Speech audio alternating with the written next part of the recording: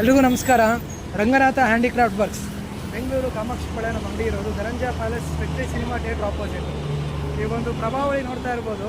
ಇದು ಬಂದು ಅಮ್ಮನವ್ರಿಗೆ ಮಾಡಿರೋದು ತ್ರಿಶೂಲ ಡಮರುಗ ವ್ಯಾಳಿ ಮತ್ತು ಮಕರ ಪಕ್ಷಿಗಳನ್ನ ಕೊಟ್ಟು ಮಾಡಿರುವಂಥ ಒಂದು ಪ್ರಭಾವಳಿ.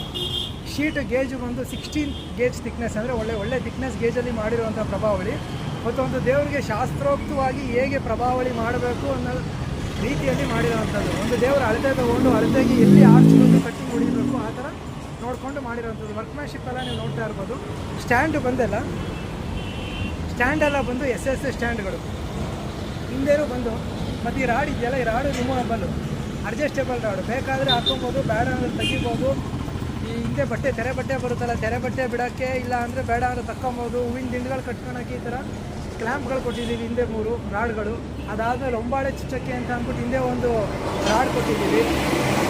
ಮತ್ತು ಪಾಲಿಶಿಂಗ್ ಇರ್ಬೋದು. ಈ ಥರ ಪಾಲಿಶ್ ಬರಬೇಕು ಅಂತ ಅಂದರೆ original material, highest quality material ಹಾಕಿದಾಗ ಮಾತ್ರ ಈ ಥರ ಕ್ವಾಲಿಟಿ ಪಾಲಿಶ್ ಬರೋದು.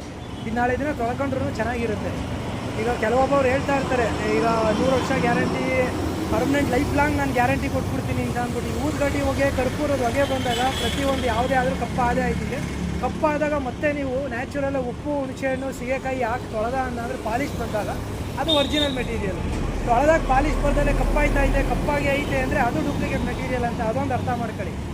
ಇದು ಒರಿಜಿನಲ್ ಮೆಟೀರಿಯಲ್. ಉಪ್ಪು ಹುಣಸೆಹಣ್ಣೆಲ್ಲ ಹಾಕೊಂಡು ನೀವು ತೊಳ್ಕೊಂಡ್ರು ಚೆನ್ನಾಗಿ ಬಂದಿದೆ. ಧನ್ಯವಾದಗಳು.